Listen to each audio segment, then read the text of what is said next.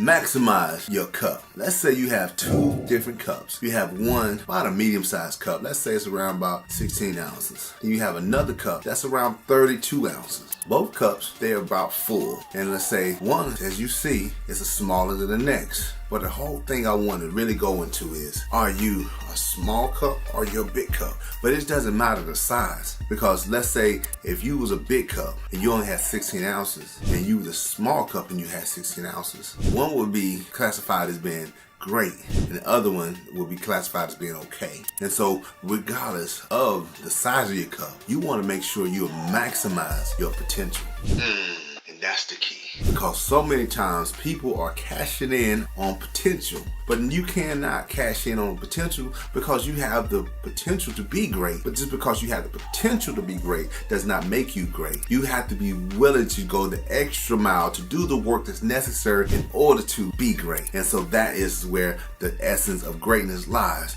is by willing to do whatever is necessary to fill your cup. And so when you are doing what's necessary, meaning you showing up every day, you're doing your part, and you're making sure that you are the one who be counted on because you are adding value to your team. If you at work, if you're in your business, if you even in auxiliaries, meaning that you're a part of a group outside where you're not even getting paid, but you can be depended on to get the job done. Now you are being in a spot of greatness. Not saying you're going to be ever in a position where you're not going to make mistakes. So don't ever think making mistakes is going to hinder you from being great, because excellence is always in pursuit of, but never truly attained. Because you take yourself out of your dopey little village, and that's just the little bounded you that everyone knows and that isn't very expanded, and then you go somewhere dark and dangerous to the central place, and while you do that, you have adventures and they toughen you and pull more out of you, like partly because you're becoming informed,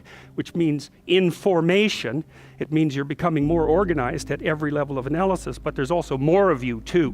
And so that's a very classic idea. So imagine that there's you and there's the potential inside you, whatever that is. Meaning that everything, no matter how great it is, it's always got some flaws. Every diamond has a flaw to it. Even though it may look great to the eye, it still has some flaws. So don't ever think everything you do is going to be excellent, but you're in pursuit of excellence every time you step up the bat. And so with that, if you be faithful over the small things, God will then make you ruler over many. And so even though you may have a small cup, and this is where a lot of us want to get to, we want to have great, massive success. But it's not always the massive success that moves the needle. It's being faithful of the small things, and that's what makes a difference. Because some are meant to rule many, meaning that they directly connect with larger groups because they have an influence over a large community. And that's great. But guess what? If you ask yourself, if I want to be effective, or do I want to be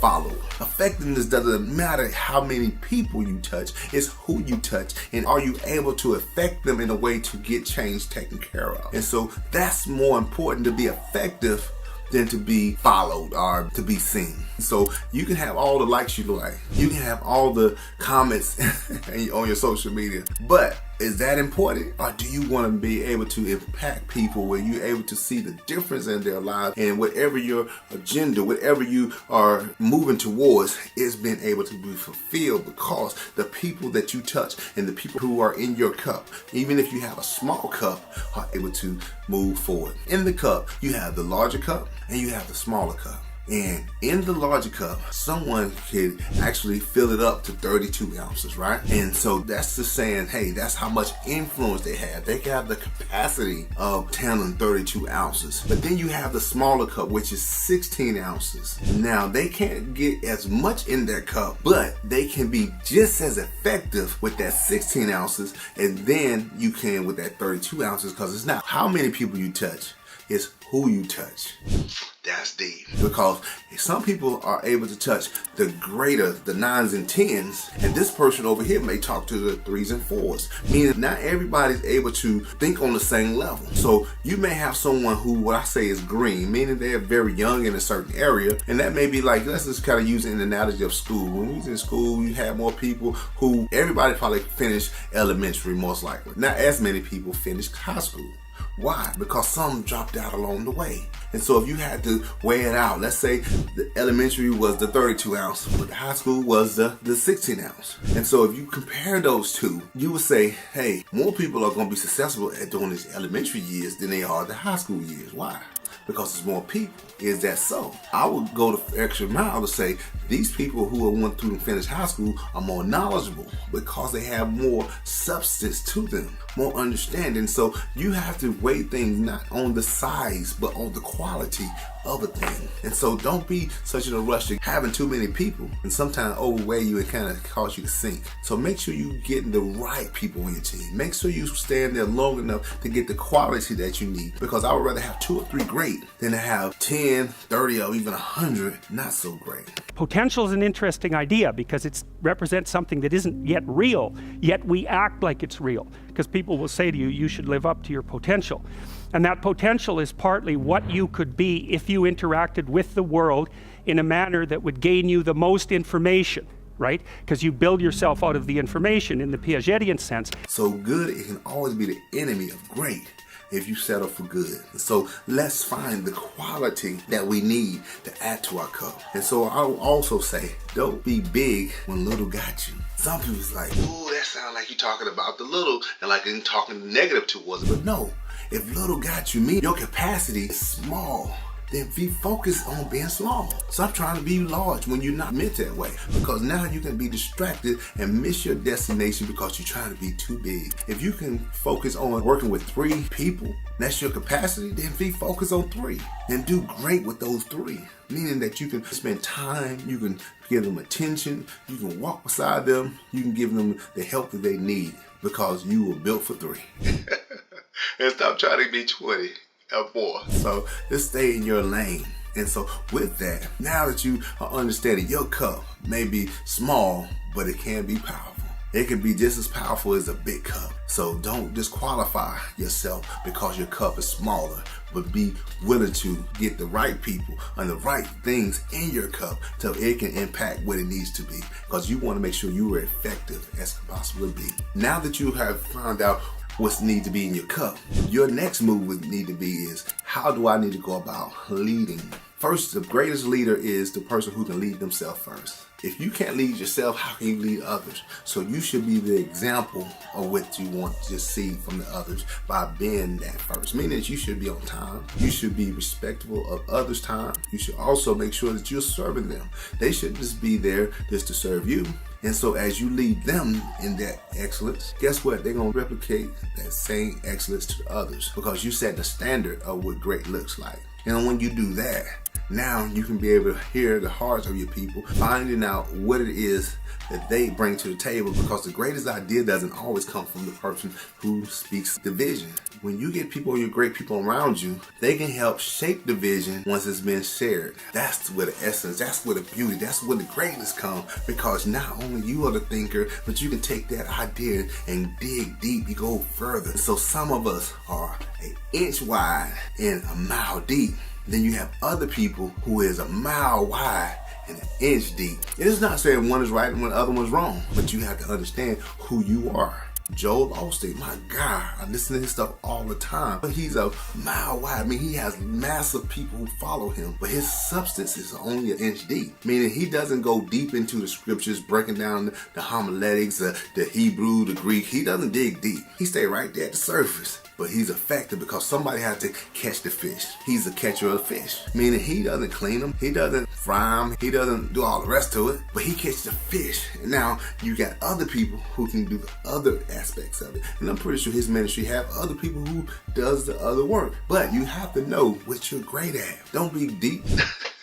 If you only got 5 minutes, don't try to stretch it out to 20. Stay your 5 minutes and be great. I'm okay with being not there yet, because when you try to rush to get there, sometimes you'll drop the ball by trying to be too big too fast. So stay where you are, but know where you're going. You may get there over time, but right now, stay in the shoes that you fit.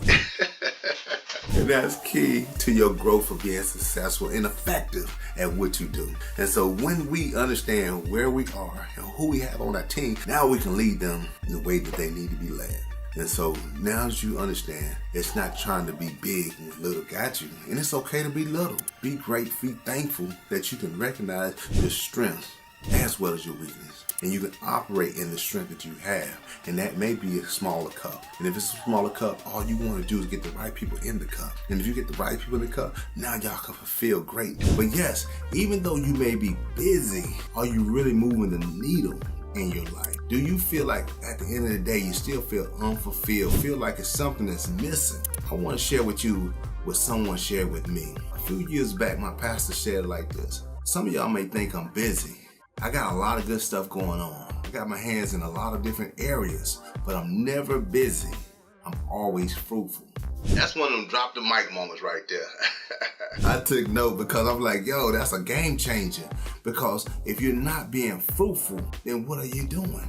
You have to say no to some good things in order to say yes to the better things, the great things, the things that's really going to help you get to your purpose, your plan, that's really going to help move the needle in your life. So it's okay to help people, but don't allow it be to the point where it causes you to miss out on where you're trying to go. So instead of giving someone a fish, you have to teach them how to fish. So if you teach them how to fish, they'll never be hungry again. So instead of making sure that you do your kids' chores for them, show them how to do the chores. Show someone how to be able to help and solve that issue versus giving them the answer all the time. And so when you do that, now you get your time back. Now you be able to free yourself up to do the things that's meaningful to you. And it's okay to tell people, oh, I can't do that one. And just keep on going. And I've learned in my later years to say no and just keep it moving. And they'll figure it out, because if they're serious about changing that situation, then guess what? They'll work at it. Don't be the answer to everyone and miss out being the answer to yourself. And so I want to help you to see something different, because someone had to pull the scales off my eyes one day, and they had to help me see, hey, it may be a better way to do things than the way you're doing it. And so yes, I take you back on my memory lane. I have to tell you, I wasn't always perfect, which I'm not now.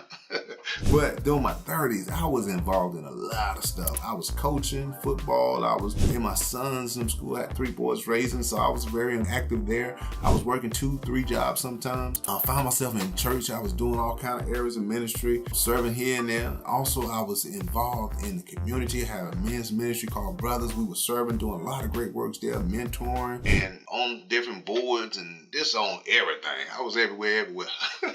But I found myself at certain times, now I didn't tell you, I was married. Yeah, I was married too. But even though I was doing all those things, I look back on it and I say I could have done some things differently, knowing what I know now. I'm not saying what I did wasn't important, because it did open a lot of doors. I met a lot of people, done a lot of great things to help some people. But I also realize now that I may need to have say no to some good things in order to say yes to the best things and the greater things that I know that I need to have been probably put a little more time and attention to. And so I want to help you to do the same. What I mean by that, I want to give you 3 helpful tips that I have to do now. I'm doing it even myself to make sure that I'm saying yes to the right things and saying no to a good thing. Because the enemy of great is good. Yes, you can do a lot of good stuff, but you'll never be great if you're always saying yes to the good. So this is some of the things that I want you to take note on. First thing you want to do, you got to take inventory of what's on your plate. You first have to identify what all you got going on. Meaning that, hey, I got to do this for the kids. I got to do this on my work. I got to do this during my day. So you have to categorize the time frame. Because during your time, you only get 24 like everybody else. And you got to identify, how am I spending my 24 hours? So you have to start identifying, what am I doing each day that's getting my time? Now, I know you can't be there all day taking inventory on every second, but do as best as you can. Start looking at the things that you're doing and say, hey, this is something I can delegate to somebody else. This is some things I need to stop doing, and these are some things I need to start doing more of. So once you identify those things and getting your time, now you got to see how you're spending that money. A lot of us want to run from that, but you need to be responsible of the resources that you have been given. Some things you need to say no to with your money, because if you don't say no to this, you're not going to create good habits of your resources. And so I want to challenge you to start saying, hey, let me look at my bank statements. Let me look at how I'm spending my money so I can be prepared to say yes and be fruitful when the time comes. Because the worst thing we don't want to happen is when we have been given a good investment and you can't afford to be in it. And so you want to make sure you start working on your finances to be in position for when something great appears, you are ready to take advantage of that opportunity. And thirdly, you have to see what gets your attention. I am so guilty there. I'm speaking to myself more than anybody else. So sometimes you'll find yourself, you going on social media to do something else, and you find yourself strolling. Like I was supposed to do this, but hey, 20 minutes later, you're still on there scrolling. That's what you've been doing.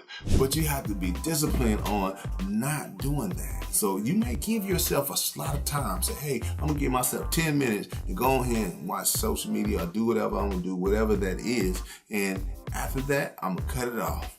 You may have to be that person that maybe have to, for a season, discontinue that. Because that may not work for you. You'll find yourself an hour later, man. That 10 minutes and turn to an hour.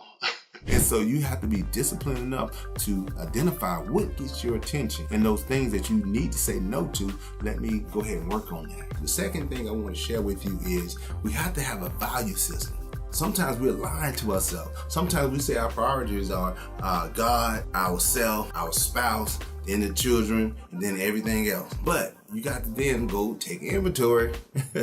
You have to say, okay, now when my job is calling me and telling me, hey, I need you to come to work, but you saying, hey, let me tell my spouse or my kids that I can't be there for the special event that I planned with them, are you going to go ahead and say, nah, I've already made plans, I can't be there? So you have to then be honest with yourself, because if you are like working overtime and you know you could be at your son's daughter's game or whatever activity, but you choose to be there, not saying you're wrong, but don't lie to yourself and say, hey, this is my top value. Because if work is your top value, you need to be able to identify that's what it is. And once you start being honest with yourself and know that this is my priority of my values, because it's not saying everyone has to have the same values, but you have to be open with yourself, to be open and honest, to say this is my values, and you operate along what you believe that you should be operating in. Because if you say, hey, I may need to change some things, now that you have taken inventory, you can make that necessary adjustment, because now you know this is where I want to be versus where I'm at.